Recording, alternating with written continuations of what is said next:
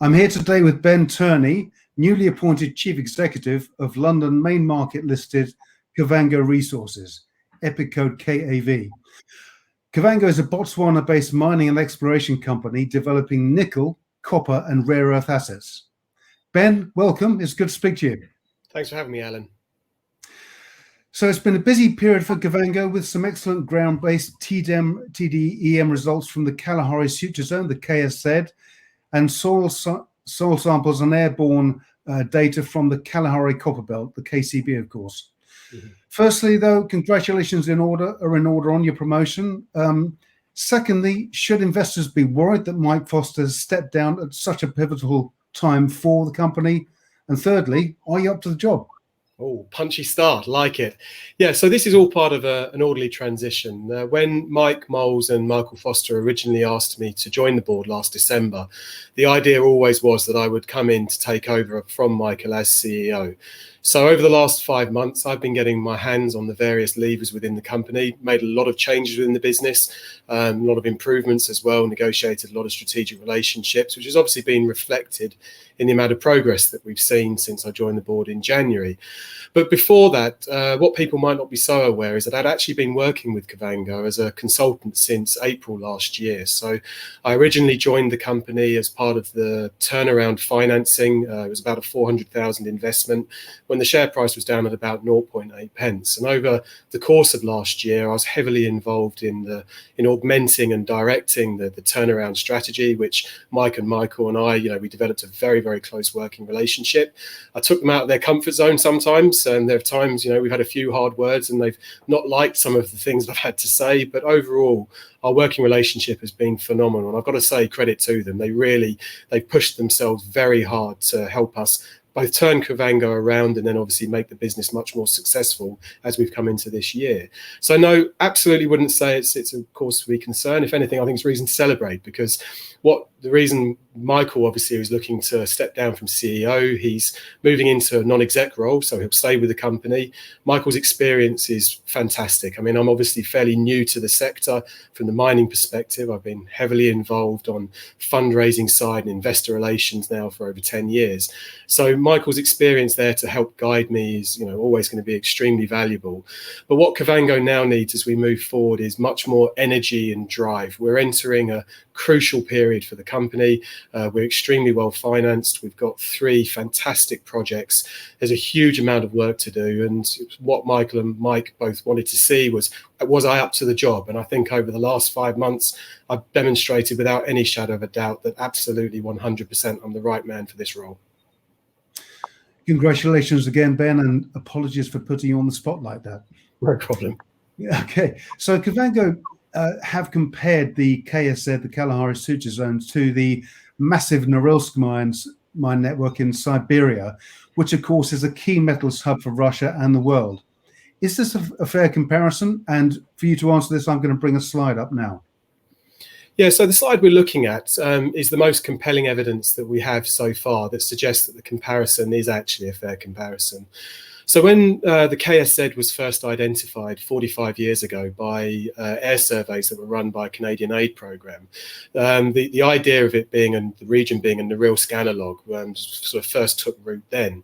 Now we're the first company that's been able to demonstrate some pretty significant findings to confirm that view. And what we're looking at here is what's known as the morphology, so the shape of the Karoo age gabbroic formations that are our main exploration target in the KSZ. And what's extremely interesting about these is they have this very characteristic keel and gull wing shape. As you can see on the screen in front of you, we have 2 such keels.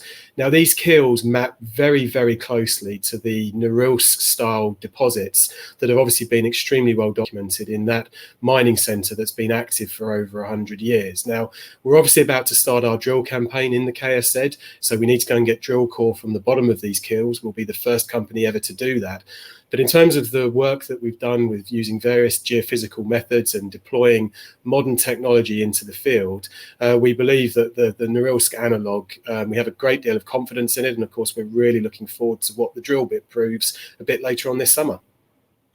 Excellent, Ben. So can you bring us up to date, please, on the latest news from the KSZ? I'm going to bring another slide up now. Yeah, sure. So what we're looking at here, we're very, very excited about. So in the recent RNS that we published, we talked about this AC corridor. Now, Hilary Gumbo is one of the co-founders of Kavango. Hilary is both a geophysicist and a geologist.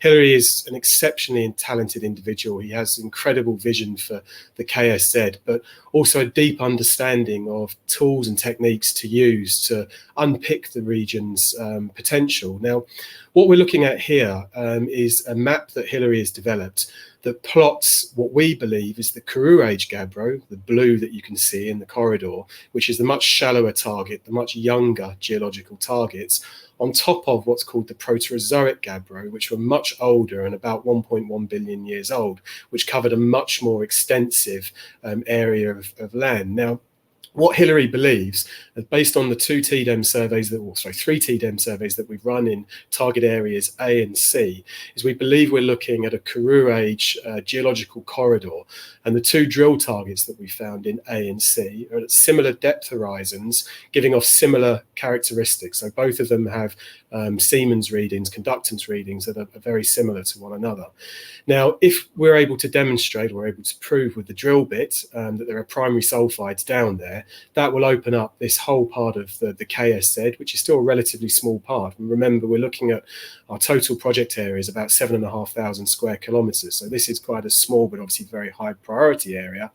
But if we can prove that this system does host these primary sulfides with drill core that we get from the campaign a bit later this summer, then the potential here is just absolutely enormous in this one area alone. So that's it, really. I mean, it's now time for us to mobilise the drill. Now, what we're looking at on this slide is, of course, target C1. We already announced target A2 a couple of months ago, and this is target C1, which is, again, was in our recent announcement. Now, our plan is to drill both A1 and C1, so A2 and C1. But what we're really encouraged by with C1 is its position. If anything, we're more encouraged by C1 than we were with A2, because as you can see on this slide, the Karoo Age Gabbro is the sort of lighter green shape at the top.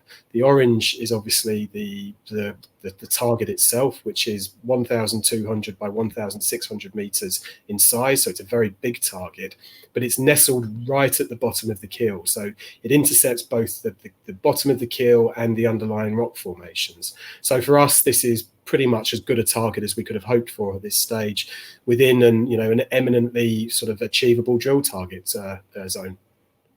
So you really are making history there, aren't you? You know, by being the first company to drill that region. It's really exciting. Well, we're not the first to drill the region. It has been drilled in the past. Where we would make history is if we're successful and we manage to get to the bottom of the Karoo Gabbros and get drill core from the bottom of those Gabbros. That's where we'll make history. The KSZ has been explored a lot in the past. Major firms have looked at the KSZ, but without any success. However, we believe what our crucial competitive edge is development of modern technology. So the TDEM technology that we're using with spectral geophysics and the airborne surveys that we've flown, and our interpretation of those using modern, quite sophisticated and powerful software packages to interpret that data and create the models that we have. So we believe we've got very viable drill targets, but of course, the drill bit is the truth detector with all of this. At the moment, we can model as much as we like, but until we've actually got drill core to test those theories, we can't be certain. But as things stand today, we're feeling very good about the work that we've done, and we're really, really looking forward to getting that drill core up from depth. Excellent. Okay, Ben, so on to Kavango's copper assets. You've got two key projects in the Kalahari Copper Belt, of course, known as the KCB, firstly with LVR Geo Explorers, and secondly as part of a new joint venture company, Kenya Resources, that's been set up with Power Metal Resources. So if we take a look at LVR first, can you talk us through this slide? Yeah, sure. So obviously it's great to talk about LVR and actually have some pictures up and some maps, because at the moment we only have these internally. We've so far just announced this publicly. The maps that we're looking at, we obviously need to get them into a publishable format, but the simple fact is we're still a relatively small team. We're all working flat out on data interpretation, so we actually haven't had the time or internal resource to create the publicly available maps. They will be available very soon. But what you can see here on the bottom left of the map, the sort of the white zone, that's our LVR license area. Now it's quite small, but if you look over to the other side, to the southeast of that white area, is the Kuprick Canyon Banana Zone discovery. And what we believe we're looking at is an analogue of that Banana Zone discovery. It basically sits in exactly the same geological setting, and the readings that we've managed to pull together from geochem, soil geochem that we've run ourselves, plus the airborne surveys that we flew, we think we're looking at an analogue of this. So this is a high confidence drill ready target. But what we're looking at on this slide is it shows it in its regional context. So Banana Zone is to the southeast, but if you then look to the northeast, you can see obviously the Bussetto Dome with two other major discoveries that are marked in the red squares. So from a geological perspective, it's a very sort of overused phrase, but we feel we're definitely in the right postcode, and the more information that we're managing, more data that we're pulling together, it all does seem to be pointing in the right direction. Excellent. So on to the other joint venture with Power Metal Resources. And of course, the joint venture company, Kanye Resources, is set to IPO at some point. But Kanye's identified 7 conductive targets at the South Ganzi copper exploration project in the KCB. I've got another slide here covering that. Can you talk us through this, please, Ben? Well, just very quickly, this slide is actually back on the LVR project, but I'll just very quickly speak before answering your question, no problem. So what we're looking at here is a slice of the airborne survey data with the soil geochem results. And as you can see, there are very highly elevated readings of copper. Now, that's extremely encouraging for us, because readings of copper on the surface indicate or strongly suggest that there is a mineralized system underneath. Now, the fact that those copper readings appear to align with the AEM data that we got from the surveys we flew, this is basically telling us that this really is a drill ready target. There's no doubt there's copper down there. The question is whether or not that copper is economic. So we need to drill to test bulk and to test grade. So as things stand today, it's looking very encouraging, but obviously as soon as we've got our environmental management plan organized, not approved, I should say, then we'll be straight out to drill this project.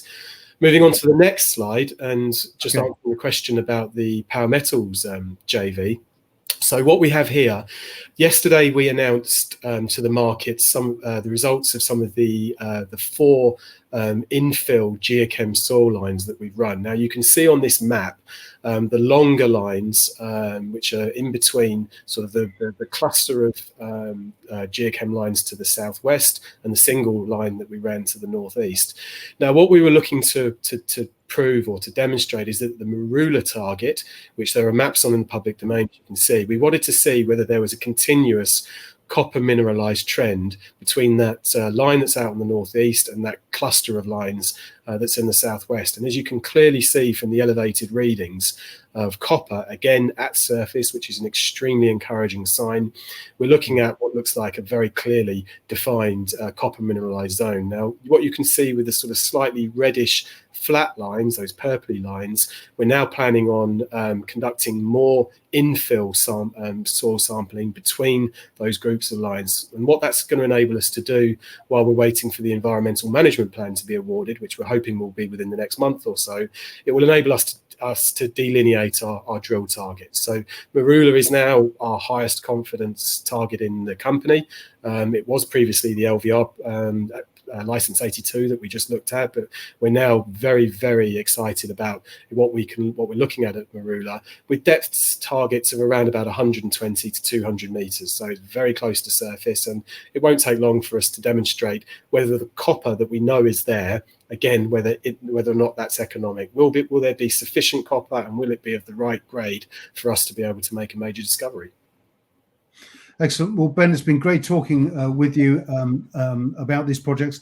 Before we wrap up, can you just tell us, give us a bit of a clue about what investors can expect from you as the new group chief executive, and also what we should look out for going forward in the coming months? Absolutely. Well, we're going to build a world-class minerals exploration company. The London Stock Exchange is a phenomenal environment to raise a great deal of money for a company and really do some very ambitious, exciting programs. We're working in one of the best jurisdictions in Africa. Botswana is a fantastic country for us to operate in, both from a legal standpoint, but also from a geological point of view. One of the key distinguishing features about Kavango is our technical ability. I brought in a few people into the team already to help sort of enhance our internal skill set, and so far everybody is gelled, is working extremely well together. We brought in some really top talent, but of course we also have the team that's been led by Hilary. We've got the partnership with Spectral Geophysics. What we're going to see over the next 6 months is we're going to hit the ground running hard for drilling these targets. We're not going to sit on our hands. We're not the sort of company that's going to just simply play for time while the directors and advisors all love to pay their fees. We're putting every single pound that we can into the ground. You're going to see a very steady and accelerating stream of news flow coming out of us as we hit our 3 projects as hard and fast as we possibly can, but also as safely as we can. Lots to look forward to then. Ben Turney, Chief Executive of Kavango Resources, thank you for joining us today. Thanks for having me, Alan.